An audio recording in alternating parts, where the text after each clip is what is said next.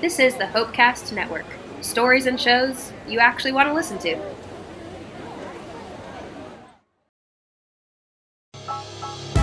What's up, everybody? This is Ashley Arpel Steinbach, host of Locks of Laughs podcast and the queen of the Hopecast Network, if I don't say so myself. I'm here to remind you that Movie Torture drops every Monday, the podcast where friends get together and watch bad movies but tell great stories, or in my case, fabulous and hysterical jokes. I'll see you Monday.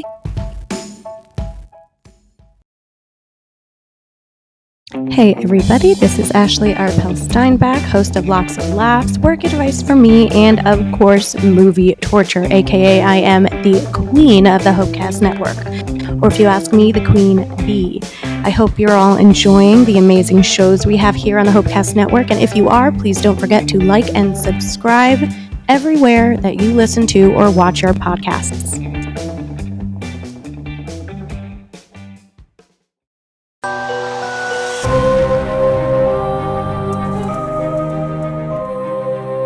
MTD on I Trained Voorhees, the untold story of the horror icons and the man behind the mask, plus why fat comedians rule, published by the Hopecast Network.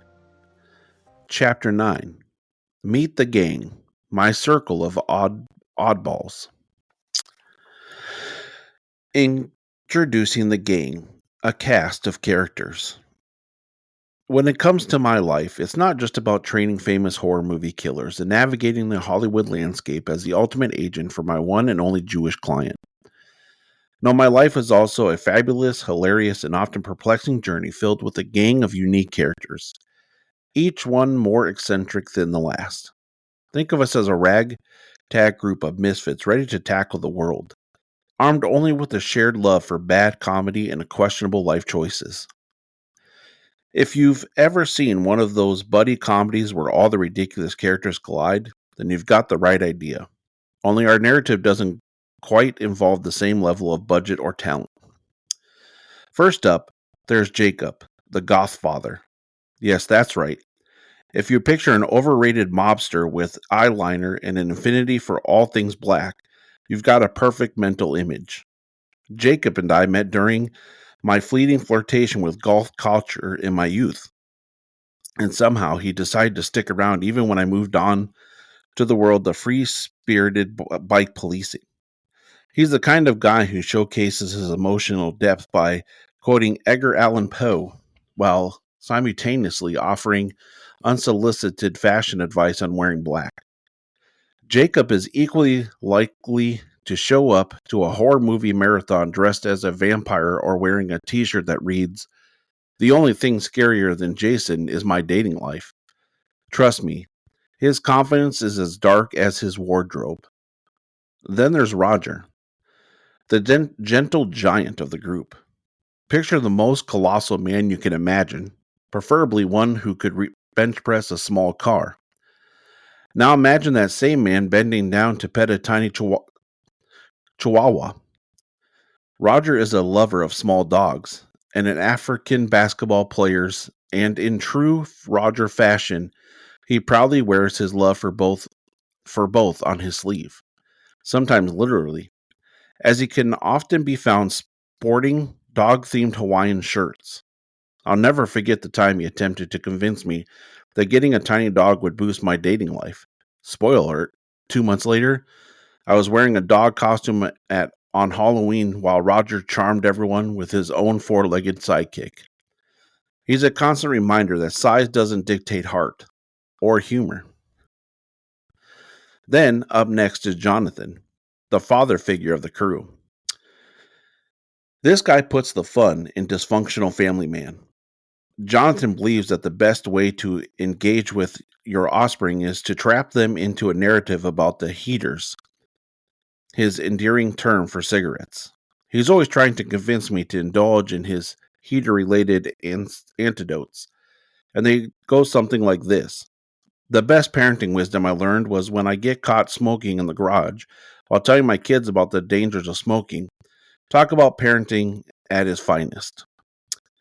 He is seemingly always occupied with putting kids to bed, yet he somehow manages to pop over for a chat during their nap time, as if parental duties only exist in an alternate universe. And how could I forget Hannah? She's not just my friend, but also became a minor celebrity in our circle, thanks to her ranking as the number one podcaster on the hit show Movie Torture. What makes Hannah extra special is her unique ability to multitask. While we're grappling with the weight of life, she's tackling hills on her four wheeler in outdoor adventures, all while dishing out hot takes on movie horrors. Honestly, I'm in awe of her ability to navigate life without breaking a sweat. Seriously, I don't know how she does it. If you've ever seen someone poop while four wheeling, I can assure you it's not an easy feat. It's a visual you can't quite erase from your mind. As for Kara, she's my Subaru partner in crime. Literally. It's hard to tell who loves our beloved Subaru more, her or me. She spends most of her time bragging about her vehicle and reminding me of how we single handedly make the world a better place by promoting subcompact cars. You should see the way she defends the brand, standing on her soapbox, which looks suspiciously like the roof of our car, and spilling Subaru secrets like they're octane gossip. If your wife drives, my friend, you're more likely to get a DUI. She can practically preach a sermon about it. Lastly, we must mention Trent, the disgruntled horror enthusiast who never misses a chance to express his disdain for Blumhouse. He lost out on a shot to train Michael Myers, and he holds a grudge fitting enough to fill a small warehouse. His conspiracy theories about Hollywood's treatment of horror are as elaborate as they are peculiar. You'd think we'd come together as a gang to support each other, but most times we're just sitting around roasting each other like marshmallows at a summer campfire of terror. In conclusion, my game is an assembly of contradictions and comic relief in my life. Together, we're the perfect mix of chaos and a companionship as we stumble through our outrageous escapades. Whether we're planning our next great adventure or just hanging out to compare the heaters to horror movies, there's never a dull moment. It's a wild ride. And despite the oddities, I wouldn't have it any other way. The Tale of Jacob, the Gothfather. Oh, Jacob. Where do I even begin with my dear friend, the Gothfather? He's a mystical creature of sorts. Not quite a vampire, though he certainly has the aesthetic down to a T. If you combine a goth's musician's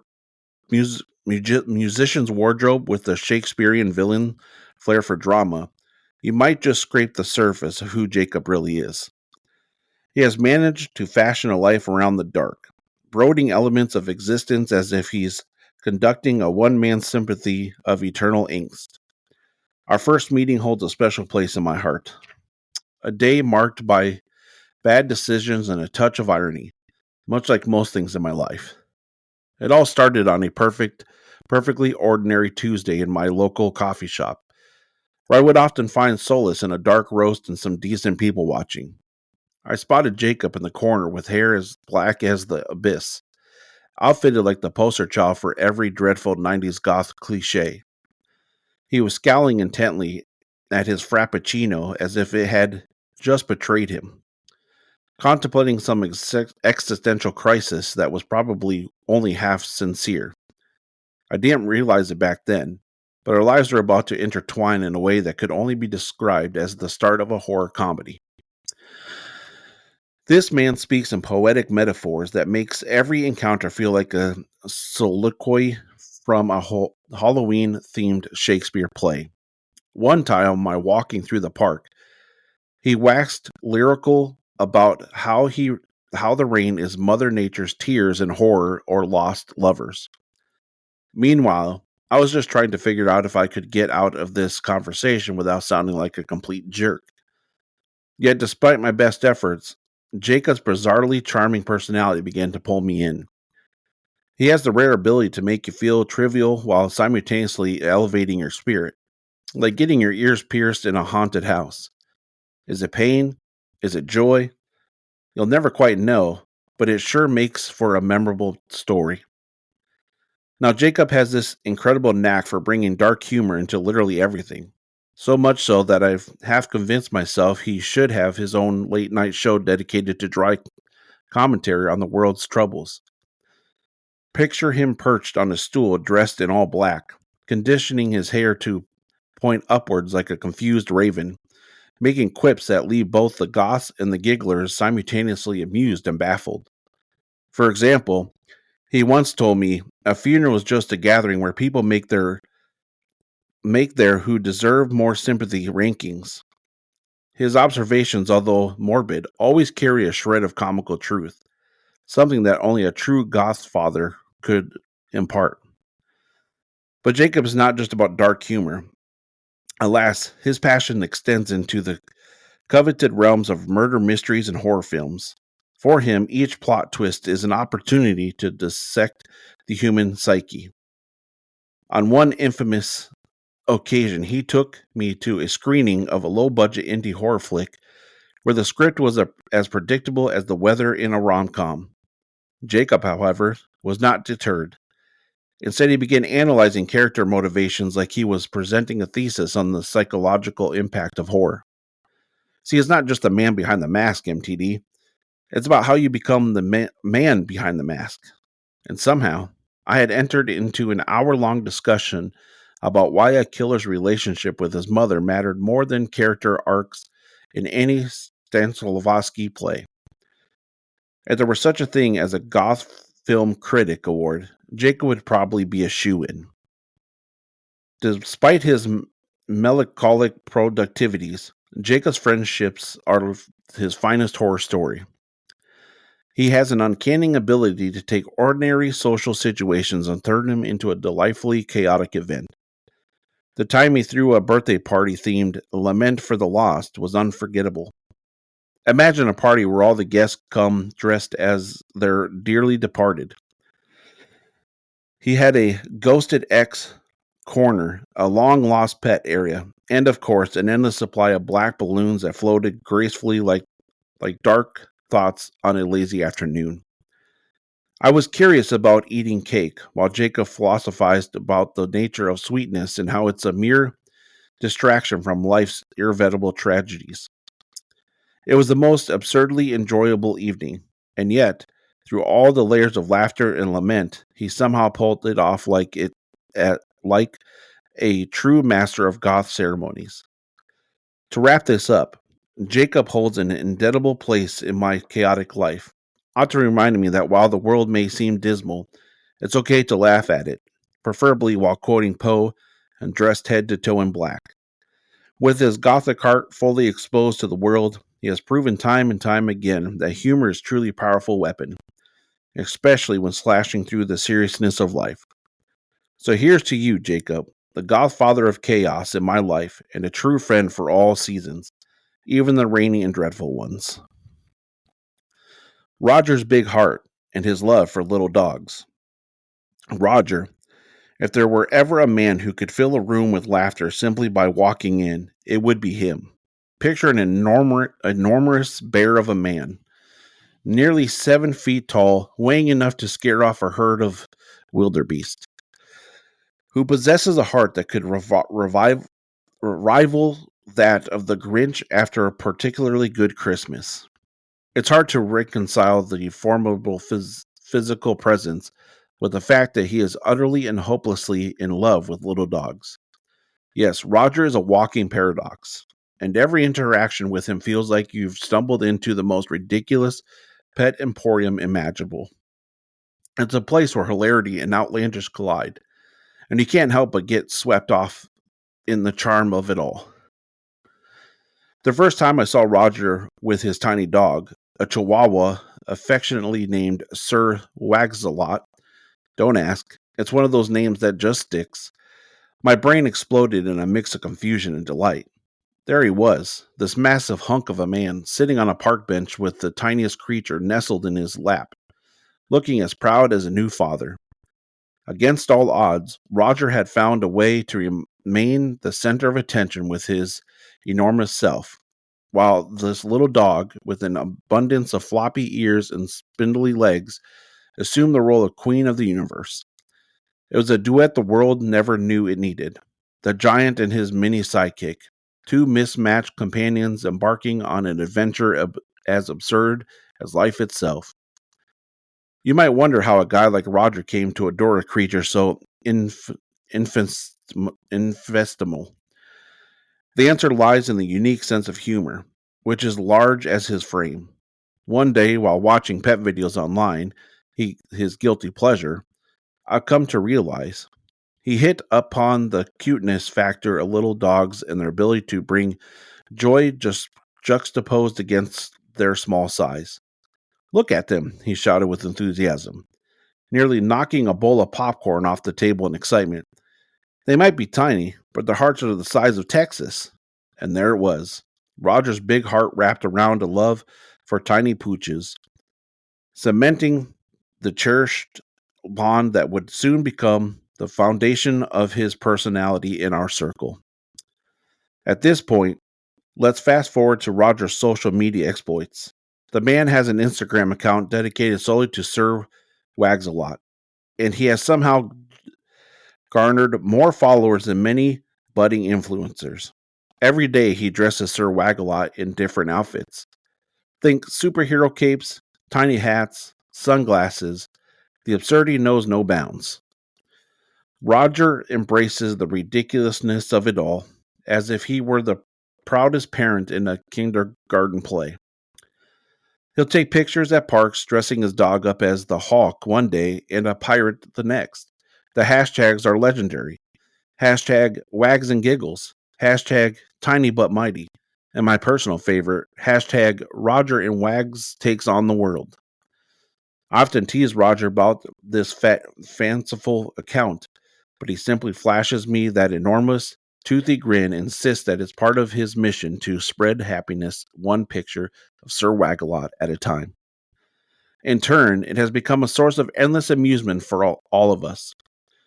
Why there was that fateful afternoon when Roger accosted me in public, proclaiming that it was time for Operation Cutie Pie, where we would invade the local dog park armed with superhero outfits for Sir Wag-a-Lot and a metric ton of treats.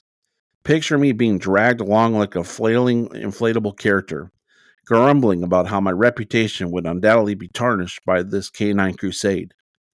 Yet somehow, amidst the giggles and dog antics, I find myself melting into the pure joy of it. It's hard not to be swept up when Roger is involved. His laughter is like a siren call that stalls inhabitants and creatures lasting memories. Let's not forget Roger's infamous per-adoption endeavors. He once decided he was the canine ambassador of our town. That meant he was spearheading Adopt a Sheltered Pet events, dragging me along as a reluctant wingman. It was equal parts hilarious and heartwarming, watching this towering figure trying to wrangle an energetic pack of Yorkies while the adoptive parents wrestled for attention. You want a companion for life, Roger would bellow, dramatically waving his hands like a mix between a circus ringmaster and a motivational speaker. Meanwhile, I would stand there, half laughing, half embarrassed, thinking, this isn't what I signed up for. Despite all the craziness, Roger's love for those little companions transcends the humor. Each day he pours his heart into their care, taking Wags-a-Lot on evening strolls and showering him with affection. There's beauty in the chaos and laughter amidst the absurdity. Roger lives to bring joy not only to his canine friend, but to everyone around him. His heart might be big, but it's the love for little dogs that makes an enormous impact that never reverberates throughout our circles. In Roger, you find the embodiment of love, laughter, and the delightful reminder that sometimes the biggest heart can come to the most unexpected packages. Jonathan, the heater-loving family man. Jonathan, quintessential family man with a peculiar twist. He loves his kids, but he loves his heaters even more. If you're wondering what I mean by heaters, let me introduce you to the glamorous world of cigarettes, which, according to Jonathan, are merely tools of relaxation and contemplation. He's one of those rare gems in my life who can weave together the mundane challenges of parenthood with the thrill of lighting up outside on the front porch, while wrangling me with tales about the significance of every puff. For Jonathan, it's not smoking, it's an art form that deserves its own narrative. A perfect example of this is how Jonathan views bedtime routines with his children. It's a nightly saga straight out of a sitcom, featuring cringeworthy plots and hilarious punchlines. Each evening, he embarks on the epic quest of getting his kids into bed, employing tactics that surely would earn a round of applause from the wittiest stand-up comedians. Putting the kids to bed is just like running a negotiation, he once explained to me with the conviction of a seasoned diplomat. You have to establish boundaries while signaling that you're still the one in charge. I watch him dance around with his kids, using improv, puppet shows, and dramatic outbursts that would rival Broadway productions. Only now, he had a helper in the form of his trusty heater. Picture this. After running around in circles, finally coaxing the kids into bed with solid bribery, yes, I said cute bedtime stories turn into bargaining chips. He lights up his heater like it's part of the ritual. Outside, while the cool evening breeze rustles the leaves, Jonathan goes into detail, explaining how each exhale represents a moment of clarity amidst the chaos of raising children. It's a comical contradiction. On one hand, he's a father of the year, wearing pajamas adorned with cartoon characters, and on the other, he's a casually puffing away like a philosophical saga in a smoking lounge. Now, do not cancel out the charming absurdity that embodies Jonathan's character. Truly believes that sitting on the porch with his heater while his kids are asleep gives him cosmic insight. The creativity flows best at night when your responsibilities take a temporary vacation, he proclaims, consulting his imaginary crystal ball, which is probably just a light bulb hanging above his head. It's hard to tell if he's actually into something deep or just looking for an excuse to smoke in peace. But alas, to know Jonathan is to love his utterly bizarre quirks. Speaking of family, it becomes an adventure in itself. Jonathan maintains a delicate balance between being a devoted father and providing epic tales about his life as a heater-loving connoisseur. He'll cheekily drop nuggets of wisdom to me. When the kids are driving me up a wall, I just remind myself that not they're not pit stops, they're the journey. This man has the uncanny ability to turn the trials of parenting into comedic narratives. The other day, he told me about his daughter had an absolute meltdown over which brand of cereal to choose. Instead of panicking, he melted that tension into laughter by pulling off an imitation of a cereal box that could only be described as Oscar-worthy. I often joke that Jonathan should think about creating his own parenting podcast, perhaps titled The Evening Therapy of a Family Guy with Heaters. He'd hold court with listeners, guiding them through the absurdities of parenthood while casually smoking in the background. And trust me, he'd deliver punchlines that consistently land, dropping wisdom like confetti at a New York Eve celebration. Listeners would surely find themselves enraptured by the tales of imaginary bedtime stories turned into superhero sagas, all delivered with the underlining tone of a man who enjoys the finest pleasures of life's vices and statistically backs it up. And there he is, watching his children grow up while keeping his penchant for heaters alive. A telling portrait of how life's absurdities often blend together. Jonathan carries within him the grace of a stumbling toddler while simultaneously wielding the insights of a seasoned philosopher who has gone through the trenches of parenting with a sense of humor as large as the heart he wears on his sleeve. It's comforting to know that within this chaotic family dinners, the often frenetic school runs, and the sleepless nights by profound appreciation for those little moments, In retrospect, Jonathan is a gem of a friend, one who embodies the quirks of life with laughter and honesty. As the adrenaline of parenting intertwines with his love for heaters, he reminds me that anyone fortunate enough to know him, that ultimately life is the best approach with a hearty laugh, a sense of irony, and a cheesy grin. And whether or not he adopts my notion of taking smoke breaks before bed to mediate on the chaotic nature of parenting, one thing became dreadfully clear. Jonathan is a master at turning the unpredictable circus of family life into a sideshow comedy that brings joy to all. Kara and Trent, the Subaru Bond and Blumhouse Vendetta.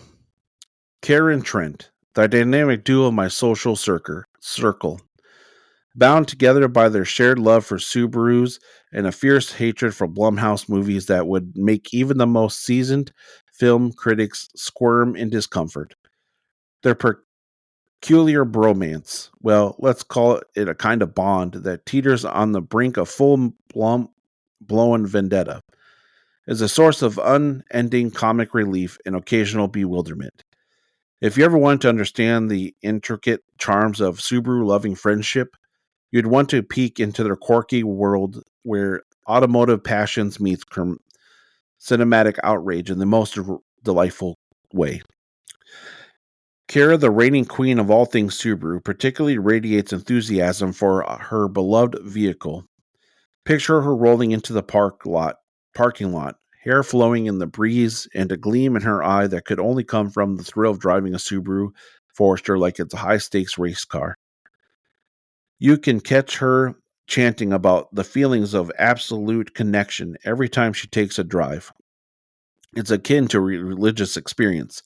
Each journey is treated like a pilgrimage where the divine meets the routine. It's not just a car, MTD, it's a lifestyle. She often exclaimed while nodding empathetically as if she'd just delivered the greatest truth ever uttered. I mean, who knew a compact SUV could inspire such fervor?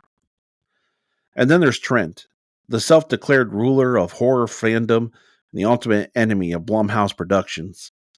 Now, if you think Kara is passionate, Trent takes that to a whole new level. The man lives and breathes horror, and his contempt for Blumhouse could light up a small city. They've ruined modern horror. Where's the suspense? Where's the artistry? He rants, practically waving his arms as if trying to conjure up better films with sheer theatricality. His disdain is palpable and spans across countless evenings spent debating the artistic merits of classic horrors against the tripe churned out by the production house. It's like watching a live version of a horror movie, only this time the villain is lame horror plots and cliches. I can't help but chuckle whenever they get into one of their outrageous back and forths. Recently, we attended the festival where they had blissfully ignored the speakers while passionately dissecting the layers of cheap jump scares one could expect from the next Blumhouse catastrophe. Are they really creatively bankrupt? Trent asked, his tone filled with fox seriousness. And I nearly choked on my snack while Kara chimed in with witty commentary about jump scares being the fast food of horror cinema. Their banter, all while surrounded by actual filmmakers and critics, was a perfect blend of insanity and hilarity. I secretly wish I could record it all for the podcast episode, The Subaru Chronicles and the Vendetta of Blumhouse. The madness continues when they start combining their passion for Subarus and horror movies in increasingly eccentric ways. There was a time they took a weekend trip, road tripping of course, in Kara's pristine Subaru, strategically planning to stay away from any horrible Blumhouse-themed locations. They even went so far to map out a route that would allow them to avoid any place that resembled haunted attractions or poorly reviewed horror sites. Last thing we need is another movie location inviting us to suffer at their hands, Trent insisted, while Kara nodded vigorously, making a pit stop at the first roadside diner they found, declaring it the safest place for nourishment. I must admit, their adventures often led to unexpected hilarity, like the time they decided to host a Blumhouse movie night. just to mock the very genre they loathed. With every jump scare on screen, they mysteriously rose from the couch, laughing into dramatic commentary that would put a Shakespearean play to shame. "Oh, look," Trent exclaimed diversely while pointing at the screen. "I can't wait for the cardboard villain to pop out of nowhere and ruin my evening." Kara countered by diving into the elaborate impersonation of the hapless protagonist stumbling through the dimly lit hallway, making grotesque sound effects that had me clutching my sides in laughter. You'd think the extent of their creative hatred for Blumhouse would disdain others, but it only seems to draw people in. Their Subaru-loving alliance is a heartfelt banner that spans our socially conscious gatherings, creating an inviting environment each time we all get together. In fact, I disarray they've grown into an unofficial horror comedy combo. The Subaru duo known just for car rides, but for their ability to form a hilarious commentary over the piece of fluff that dare insult the genre. While Kara and Trent may be an unlikely pair, their friendship is a humorous, harmonious blend of passion, parody, and unprecedented determination to fuel debate about cinematic standards. Together they forge ahead, navigating the roads of life like their beloved Subaru. Smooth, sturdy, and defiantly unbothered by the horror of mediocrity. Here's to that unbreakable bond, riding side by side, joyfully screaming for the death of bad humor movies around the bends. The Hopecast Network has reached out to MTD for further questioning. His location has not been aware at this time.